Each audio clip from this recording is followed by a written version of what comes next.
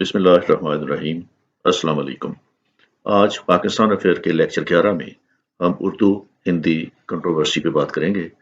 Urdu Hindi controversy 1867 में मंजर आम पे आई और ये 1947 तक ये मामलात उर्दू हिंदी कंट्रोवर्सी के चलते रहे और इसने इंडियन पॉलिटिक्स पे, सब कॉन्टिनेंट में पॉलिटिक्स पे बहुत गहरे इम्पैक्ट छोड़े हैं। तो आज के लेक्चर में हम देखेंगे कि उर्दू हिंदी कंट्रोवर्सी की कॉजेज क्या थी और उसमें कौन से इवेंट्स हुए और उन्होंने किस तरीके से सब कॉन्टिनेंट में पॉलिटिक्स को इम्पैक्ट किया। Urdu Hindi controversy arose in the 19th century colonial India out of the debate over whether Hindi or Urdu should be chosen as a national language. और एग्जैक्टली 1867 में ये मामलात जो थे वो मंजर आम पे आए और इसका कंट्रोवर्सी का रूट ये था कि क्या हिंदी नेशनल लैंग्वेज होनी चाहिए या उर्दू नेशनल लैंग्वेज होनी चाहिए। हिंदुओं का नजरिया ये था कि हिंदी को नेशनल लैंग्वेज होना चाहिए और इसमें एजुकेशन में, कोर्ट्स में और गवर्नमेंट एडमिनिस्ट्रेशन में हिंदी को नेशनल लैंग्वेज के तौर पर अडॉप्ट किया जाए। जबकि मुसलमानों का नुक्ता नज़र ये था कि चूंकि उर्दू एक नेशनल लैंग्वेज रही है और एडमिनिस्ट्रेशन की लैंग्वेज रही है और कोर्ट्स की और जो एलीट क्लास है उसकी एक लैंग्वेज रही है, उर्दू को बदस्तूर नेशनल लैंग्वेज के तौर पर जारी रहना चाहिए। तो ये कंट्रोवर्सी 1867 में मंजर आम पे आई। Hindi and Urdu are mutually intelligible as spoken languages, but writing system are different. तो बेसिकली हिंदी और उर्दू की स्पोकन लैंग्वेजेस जो हैं वो एक जैसी हैं, इसका तहतुल लफ्ज अल्फाज एक जैसे हैं, वोकल्स इसके एक तरह के हैं, लेकिन जो राइटिंग का सिस्टम है वो इनका मुख्तलिफ है। Hindi is written in Hindi is written in Devanagari, Devanagari script में लिखी जाती है। उर्दू जो है ये अरेबिक स्क्रिप्ट में लिखी जाती है या मोर और लेस इसको हम नस्तालीक कहते हैं और इसकी आगे कई ब्रांचेस हैं लिखने की, स्क्रिप्ट लिखने की। Both writing systems are completely unintelligible to reader literate only in the other language. तो ये आपस में स्क्रिप्ट इसका जो है वो ये मुख्तलिफ है। जिस शख्स को देवनागरी आती है वो हिंदी देवनागरी स्क्रिप्ट पढ़ सकता है, वो उर्दू का नस्तालीक स्क्रिप्ट नहीं पढ़ सकता, और जिस शख्स को उर्दू आती है वो नस्तालीक स्क्रिप्ट पढ़ सकता है उर्दू का, लेकिन वो देवनागरी स्क्रिप्ट जो है वो नहीं पढ़ सकता। तो ये एक हैंडीकैप है कि जिस शख्स को जो लैंग्वेज पढ़नी आती है सिर्फ वो उसी लैंग्वेज में पढ़ सकता है, दूसरी लैंग्वेज उसको समझ नहीं आएगी। लेकिन बोलने में ये एक जैसी है, इसको बोला दोनों तरीकों से जा सकता है, दोनों अशखास दोनों किस्म के लोग इसको बोल सकते हैं। देवनागरी वाले भी उसी इसको अल्फाज में बोलते हैं या उसको साउंड में बोलते हैं, और जो उर्दू स्पीकिंग है वो भी उसी साउंड में बोलते हैं। बोलने में एक जैसी है लेकिन लिखने में ये डिफरेंट है। इसकी मिसाल आपके सामने है कि ये देवनागरी स्क्रिप्ट जो है वो इस तरीके से लिखा जाता है, ये देवनागरी स्क्रिप्ट है, और उर्दू स्क्रिप्ट जो है वो इस तरह लिखा जाता है। ये देखने में मुख्तलिफ है, लिखने में मुख्तलिफ है, लेकिन बोलने में एक जैसी है। As a literary language, Urdu took shape in courtly elite settings. तो चूंकि मुसलमान हुक्मरान रहे हैं सब कॉन्टिनेंट पे, और सुल्तान ऑफ दिल्ली के ज़माने में और मुगल्स के ज़माने में पर्शियन जो थी वो ऑफिशियल लैंग्वेज होती थी। तो उस दौर में उर्दू जो है उसने काफ़ी तरक्की की और अल्टीमेटली उर्दू जो है वो कोर्ट की लैंग्वेज भी बन गई, एलीट क्लास की लैंग्वेज भी बन गई, और इसको अडॉप्ट भी कर लिया गया एज अ नेशनल लैंग्वेज। लेकिन जब ईस्ट इंडिया कंपनी वाले आए तो वो अपने साथ इंग्लिश लैंग्वेज लेके आए। तो along with English, it became the official language of northern parts of India during East India Company in 1837. 1837 के बाद नॉर्थ इंडिया में इंग्लिश के साथ साथ उर्दू भी ऑफिशियल लैंग्वेज रही। तो इस तरह ये उर्दू लैंग्वेज जो थी वो उसमें एलीट की और एडमिनिस्ट्रेशन की और कोर्ट्स की ये लैंग्वेज बन गई।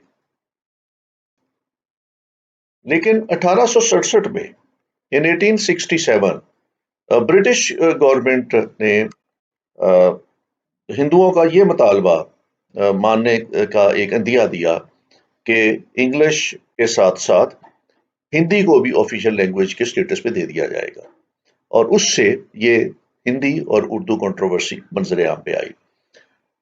British government prepared to accept the demand of the Hindu communities of the United Province. United province کو اس وقت یونائٹڈ پروونس تھا، اب اس کو اتر پردیش کہتے ہیں، اور خاص طور پہ یہ بنارس کے لوگ تھے جنہوں نے یہ زیادہ معاملہ اٹھایا۔ To change Perso-Arabic script of the official language to Devanagari and adopt Hindi as the second official language on demand of the Hindi activist. تو ہندوؤں کا یہ مطالبہ تھا کہ ہندی کو بھی آفیشیل لینگویج بنایا جائے، اور 1867 میں انگریزوں نے یہ اندیا دیا کہ اردو کے ساتھ ساتھ ہندی کو بھی آفیشیل لینگویج کے طور پر وہ اڈاپٹ کریں گے۔ تو اس سے یہ کنٹروورسی منظر عام پہ آتی ہے۔ تو جب یہ منظر عام پہ آئی، یہ کنٹروورسی منظر عام پہ آئی، تو اس وقت 19th سینچری کا مڈل یعنی 1867 میں witnessed the eruption of the Hindu-Urdu controversy in the United Province، اور اس میں پھر یہ اس صوبے میں یونائٹڈ پروونس میں یہ زیادہ ہندی اردو کنٹروورسی منظر عام پہ آئی۔ The controversy comprised Hindi and Urdu proponents each advocating the official use of Hindustani with the Devanagari script or with the Nastaliq script respectively۔ تو کنٹروورسی یہ تھی کہ ہندوؤں کی خواہش تھی کہ دیوناگری اسکرپٹ جو ہے وہ آفیشیل لینگویج کے طور پر رائج ہو جائے، اور مسلمانوں کی کوشش اور خواہش تھی کہ اردو نستعلیق اسکرپٹ والا جو ہے وہ اسی طرح آفیشیل لینگویج رہے جیسے پہلے تھا۔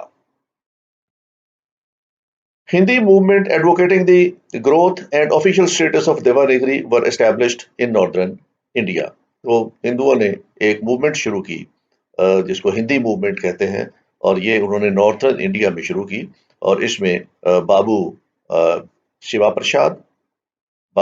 پرشاد اور دوسرا مدن موہن مالویہ، یہ دو ان کے ایکٹیوسٹ تھے جو ہندی موومنٹ کے روح رواں تھے، اور ان کی کوشش یہ تھی کہ ہندی جو ہے وہ آفیشیل لینگویج کے طور پر، اور یہ انہوں نے نارتھرن انڈیا سے اس کمپین کا آغاز کیا۔ This consequently led to the development of Urdu movement defending Urdu's، اور سر سید Ahmad Khan was one of the noted advocates۔ تو اس میں جب یہ شروع ہوئی تو اس میں سر سید احمد خان ان لوگوں میں شامل تھے جنہوں نے اس تحریک کے لیے کام کیا، اور انہوں نے اردو کے فروغ کے لیے اور اردو کو آفیشیل لینگویج کا جو یوز ہو رہا تھا اس کو ڈیفینڈ کرنے کے لیے یہ انہوں نے ایک موومنٹ شروع کی جس کو اردو موومنٹ کا نام دیا جاتا ہے۔ اب اردو موومنٹ کو جو بہت زیادہ چیلنجز پیش آئے سب کانٹیننٹ میں، ان میں سے ایک چیلنج جو تھا یہ 1871 میں پیش آیا، اور یہ بنگال میں پیش آیا جب بنگال کے گورنر جی کیمپبیل نے پورے بنگال میں انہوں نے اردو کو بین کر دیا، اور اس نے پروونشل لیول پہ، اس میں عدالتوں میں، اس نے ایڈمنسٹریشن میں، اور اس نے ایجوکیشن میں، سکولز میں اردو جو تھا اس پہ پابندی لگا دی۔ یہ ایک بہت بڑا سیٹ بیک تھا، اور یہ کامیابی ہندو جو ہے اس کو بڑی کامیابی سمجھتے ہیں کہ انہوں نے بنگال سے اردو ختم کر دی، اور اس سے ان کے حوصلے بڑھ گئے ہندوؤں کے، اور انہوں نے ریجن کے باقی صوبوں میں جس میں پنجاب تھا، بہار تھا، سندھ اور اودھ والا ایریا تھا، وہاں بھی انہوں نے اپنی کوششیں تیز کر دی کہ وہاں بھی اردو کو نیشنل لینگویج کے طور پہ ختم کیا جائے۔ ایک ایفرٹ ہندوؤں نے کی 1882 میں، اور یہ ایفرٹ اس وقت کی جب ہنٹر کمیشن انڈیا میں آتا ہے۔ تو ہنٹر کمیشن کے آنے کا مقصد یہ تھا کہ وہ ہندوستان میں انگلش ایجوکیشن کی ترویج کے لیے وہ ایک جائزہ لینا چاہتا تھا، اور ایسی ریکمنڈیشن تیار کرنا چاہتا تھا جس سے برطانوی حکومت انڈیا کے اندر انگلش ایجوکیشن کے فروغ کے لیے کام کرے۔ تو ہندوؤں نے اس کو ایک اپرچونٹی سمجھا کہ اس طریقے سے وہ اردو کے خلاف ایک محاذ قائم کر سکتے ہیں، تو انہوں نے Hindu organisations again tried to attack Urdu, اور انہوں نے ہنٹر کو یہ باور کرانے کی کوشش کی کہ اردو ایک ایلین لینگویج ہے اور ہندی ایک نیٹو لینگویج ہے، اور ایجوکیشن انگلش کی بجائے نیٹو لینگویج میں دی جائے تو اس کا انڈینز کو زیادہ فائدہ ہوگا۔ لیکن برطانوی سرکار چاہتی تھی کسی طریقے سے انگلش ایجوکیشن کو فروغ دیا جائے۔ تو جو ٹرمز آف ریفرنس تھے ہنٹر کے اس کمیشن کو لانے کے وہ تھے ان کیسے انڈیا میں انگلش کی ایجوکیشن کو فروغ دیا جا سکتا تھا. تو ہندوؤں نے اس میں سے اپنا مطلب نکالنے کی کوشش کی. They held meeting with its chairman doctor Hunter and try to force them to propagate Hindi for educational purposes. اور انہوں نے کوشش کی کہ اس میں انڈیا میں ہندی نظام التعلیم جو ہے وہ رائج ہو جائے. لیکن چونکہ ہنٹر کے ٹرمز آف ریفرنس جو تھے کمیشن کے وہ ایسے نہیں تھے کہ کسی لوکل لینگویج کو پروموٹ کرنا ہے، بلکہ وہ انگلش لینگویج کے فروغ کی بات کر رہے تھے. تو اس لیے انہوں نے ہندوؤں کی بات کو قابل اطلاع نہ سمجھا اور اس پہ انہوں نے کوئی غور و خوض نہیں کیا. لیکن یہ ایک کوشش جو تھی وہ ان کی رائے گا گئی. لیکن یہاں سے ہندوؤں کے مائنڈ سیٹ کا پتہ چل جاتا ہے کہ ان کا مائنڈ سیٹ جو تھا دیٹ واز انکلائنڈ کہ کس طریقے سے اردو کو ایز اے لینگویج انڈیا سے ختم کیا جائے.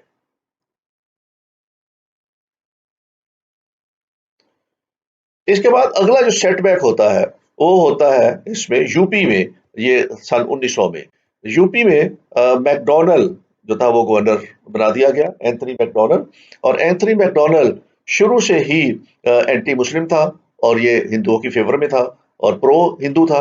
تو جیسے ہی اس کو گورنر بنایا گیا اس نے اردو کو ڈسمس کر دیا ایز این آفیشیل لینگویج اور اس کی جگہ اس نے یو پی میں ہندی کو نیشنل لینگویج جو ہے وہ بنا دیا اردو کی جگہ پہ. اور یہ ایک بڑا سیٹ بیک تھا جو اس میں یو پی میں ہوا، کیونکہ یو پی اس وقت اردو لینگویج کا گڑھ سمجھا جاتا تھا.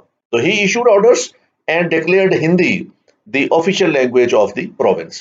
تو یہ ایک بڑا سیٹ بیک ہوا اور اس سیٹ بیک کو مسلمانوں نے اس کے خلاف ایک محاذ قائم کیا کہ کس طریقے سے گورنر کو ہندی آفیشیل لینگویج بنانے سے روکنا ہے.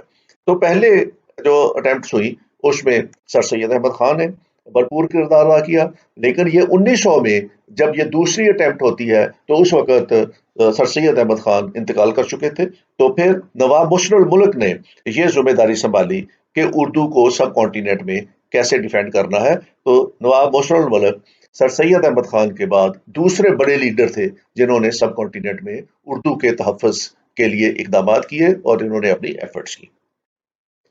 نواب مشر الملک اس وقت جو ہے وہ he was secretary of the Aligarh trust. علی گڑھ ٹرسٹ کے سیکرٹری تھے، ایک اہم پوزیشن پہ تھے. اور میک ڈونلڈ کے اس ایکٹ کو انہوں نے کنڈیم کیا اور اس کے خلاف انہوں نے ایک تحریک چلانے کا جو ہے وہ اندیا دیا. اور انہوں نے لوگ اکٹھے کیے، پاپولر لوگ اکٹھے کیے، ایک پلیٹ فارم پرووائڈ کیا ان کو. اور انہوں نے علی گڑھ کے فورم کو یوز کرتے ہوئے ایک تحریک چلائی اور انہوں نے ایک اردو ڈیفنس ایسوسی ایشن کے نام سے ایک تنظیم بنائی جس تنظیم کا مقصد سب کانٹیننٹ میں اردو کی جو پوزیشن ہے اس کو ڈیفینڈ کرنا اور اردو کے خلاف جو سازشیں ہو رہی تھیں ان سازشوں کو ختم کرنا تھا. تو یہ ایک بہت بڑا پلیٹ فارم جو تھا نواب مشر الملک نے پرووائڈ کیا. نواب مشر الملک اتنے ایکٹیو تھے اس کام کے لیے کہ ان کے اتنے جو ایکٹیونیس تھی اس کو دیکھتے ہوئے میک ڈونلڈ جو تھا وہ ذاتی طور پر ان کا مخالف ہوا اور انہوں نے تھریٹ کیا میک ڈونلڈ نے نواب مشر الملک کو کہ اگر آپ نے اپنی یہ حرکتیں بند نہ کی تو پھر علی گڑھ کو جو سرکار کی طرف سے ڈونیشنز ملتے ہیں، جو گرانٹس ملتی ہیں، ان کو ہم ختم کر دیں گے. تو اس پہ کافی زیادہ ٹسل کریٹ ہوتی ہے یہ نواب مشر الملک میں اور میک ڈونلڈ میں. تو نواب مشر الملک نے سیکرٹری شپ سے استعفیٰ دے دیا اور انہوں نے کہا کہ میں مکمل طور پر اردو کا دفاع کروں گا. تو اس طرح یہ سچویشن کافی ٹینس ہو گئی میک ڈونلڈ اور نواب مشر الملک کے درمیان. جو کاوشیں ہوئیں اس میں result of this Muslim response Urdu too along with Hindi was declared as official language of the province. تو گورنر کو اپنا یہ حکم نامہ واپس لینا پڑا کہ جو اردو ہے اس کے اوپر پابندی لگا دی. تو اس کا نتیجہ یہ ہوا کہ اردو اور ہندی دونوں جو ہے وہ آفیشیل لینگویج بن گئی یو پی کے اندر. بٹ مشر الملک was not satisfied with this out come and he continued his struggle. تو اس میں اسٹرگل جاری رہی اور جب گورنر میک ڈونلڈ جو ہے وہ اس کو ٹرانسفر کر دیا گیا وہاں سے یو پی سے اور مسلمانوں کو میک ڈونلڈ سے نجات مل گئی تو اس کے بعد نواب مشر الملک نے ایک اور ایسوسی ایشن بنائی جس کا نام انجمن ترقی اردو رکھا گیا. یہ وہ پلیٹ فارم تھا انجمن ترقی اردو کا جس میں انہوں نے آگے جا کے اردو کی ترویج کے لیے سب کانٹیننٹ میں اور پاکستان بننے کے بعد پاکستان میں انہوں نے بہت زیادہ گراں خدمات انجام دی ہیں. To counter all future attempts of the Hindus and the English against Urdu, تو अंजुमन तरक्की उर्दू का मकसद बनाने का ये था कि हिंदू और अंग्रेज जो उर्दू के खिलाफ साजिशें कर रहे हैं, उन साजिशों का किस तरीके से मुकम्मल तौर पर सामना किया जा सकता है और उर्दू को उन साजिशों से कैसे बचाया जा सकता है। The next important personality who worked for the supremacy of Urdu was Maulvi Abdul Haq, often reverently called Baba Urdu and father of Urdu. तो तीसरी बड़ी शख्सियत जो उर्दू हिंदी कंट्रोवर्सी में हमारे सामने आती है वो मौलवी अब्दुल हक है। मौलवी अब्दुल हक जो है वो 1912 में अंजुमन तरक्की उर्दू के सेक्रेटरी बने और इन्होंने ग्रां कदर खिदमत अंजाम दी to promote Urdu and carried it on for about half a century. ये तकरीबन 50 साल के लगभग इस बोर्ड के जो अंजुमन तरक्की उर्दू बनाया गया था, जिसको उर्फिया में ATU कहते थे, इसके ये 50 साल तक सेक्रेटरी रहे और इन्होंने पाकिस्तान बनने से पहले और पाकिस्तान के फरोग के लिए काम किया। एक और मुश्किल जो पेश आई मुसलमानों को उर्दू हिंदी कंट्रोवर्सी में, वो थे 1937 के जो प्रोविंशियल इलेक्शन हुए हैं। 1935 में जब एक्ट पास हो गया और उसके नतीजे में 1937 में इलेक्शन हुए, तो कांग्रेस ने जितने भी हिंदू मेजॉरिटी प्रोविंसेस थे उसमें ओवरवेलमिंग मेजॉरिटी हासिल कर ली इलेक्शन में, और वो सूबे जो थे उसमें कांग्रेस की हुकूमत बन गई। कांग्रेस की हुकूमत बनने के बाद उन्होंने सबसे पहला काम जो किया वो ये था कि देवनागरी स्क्रिप्ट जो था उसको उन्होंने नेशनल लैंग्वेज के तौर पर उन्होंने अप्रूव कर दिया। उन सूबों में ये सिस्टम राइज कर दिया। एडमिनिस्ट्रेशन की लैंग्वेज भी उन्होंने देवनागरी बना दी। उसके बाद एजुकेशन, उसमें भी निसाब में वो चीज़ें ले आए। तो ये एक बहुत मुश्किल मरहला था मुसलमानों के लिए, जहाँ पे 1937 से लेके 1939 तक जो था वो कांग्रेस मिनिस्ट्रीज थी और उसमें उन्होंने देवनागरी को प्रमोट किया और उर्दू को उन्होंने उस वक्त जो है वो नेशनल लैंग्वेज के स्टेटस से हटा दिया। तो इस अरसे में मुसलमानों को और ख़ास तौर पर ये अंजुमन तरक्की उर्दू जो थी वो उसको बहुत ज़्यादा मेहनत करनी पड़ी, काम करना पड़ा। उर्दू को खोया हुआ मुकाम वापस दिलाने के लिए उनको बड़ी काशियाँ करना पड़ी। उर्दू हिंदी कंट्रोवर्सी का सब कॉन्टिनेंट की पॉलिटिक्स में एक बहुत इम्पोर्टेंट रोल रहा है और इसमें पॉल ब्रास के मुताबिक Urdu Hindi controversy of the 19th century was a critical factor in the development of Muslim separatism। ये एक बहुत अहम फैक्टर था मुस्लिम सेपरेटिज्म का कि मुसलमानों को उर्दू हिंदी कंट्रोवर्सी से जो लेसन मिला और जो सीखा लेसन उन्होंने, वो ये था कि हिंदू किसी भी सूरत में मुसलमानों का कल्चर, उसकी लैंग्वेज, उसका रिलीजन बर्दाश्त करने के मूड में नहीं है। तो ये एक बड़ा क्लियर मैसेज था उर्दू हिंदू कंट्रोवर्सी में कि अगर मुसलमानों को अपनी सर्वाइवल चाहिए सब कॉन्टिनेंट में, तो वो हिंदुओं के साथ वो सर्वाइवल नहीं हो सकती। तो यहाँ से मुसलमानों को एक सेपरेशन का या सेपरेटिज्म का एक यहाँ से मुसलमानों को लेसन मिलता है। उसके बाद के अजीज अपनी बुक में लिखते हैं, linguistic conflict was responsible for the Indian disunity which help the formation of more than one nationalism. तो ये जो नेशनलिज्म का कॉन्सेप्ट आता है मुसलमानों में, उसके पीछे जो कॉन्फ्लिक्ट है वो लिंग्विस्टिक कॉन्फ्लिक्ट है। तो ये बहुत इंपॉर्टेंट रोल प्ले किया है उर्दू हिंदी कंट्रोवर्सी ने सब कॉन्टिनेंट में मुस्लिम नेशनलिज्म को या टू नेशन को प्रमोट करने में। अब इसका इम्पैक्ट क्या है उस वक्त की सियासत के ऊपर? Urdu Hindi controversy dominated Indian politics from 1867 to creation of Pakistan. 1867 से लेके 1947 तक जब पाकिस्तान बन जाता है, तो ये वाहद फैक्टर जो था उर्दू हिंदी कंट्रोवर्सी, ये पूरे सियासी माहौल में छाया रहा और इसने बहुत अहम रोल प्ले किया इंडियन पॉलिटिक्स के अंदर और एक शार्प डिवाइड क्रिएट की इस इशू ने between Hindus and the Muslims. The issue exposed Congress mindset against Muslims. इससे कांग्रेस के जहन के अंदर मुसलमानों के खिलाफ कितना खन्नास भरा हुआ है, ये भी इस एक उर्दू हिंदी कंट्रोवर्सी से पता चलता है कि हिंदू किसी सूरत ये बर्दाश्त करने के लिए तैयार नहीं थे कि एक ऐसी लैंग्वेज जो मुसलमान बोल रहे हों उसको इस्तेमाल किया जाए सब कॉन्टिनेंट में, या उसके अंदर तालीम हासिल की जाए या उसकी तरवीज के लिए कोई काम हो। तो इतने नैरो माइंडेड थे कांग्रेस वाले या हिंदूज, इस इशू के ऊपर कि इसने कांग्रेस को एक्सपोज कर दिया। This issue was one of the major causes of establishing All India Muslim league.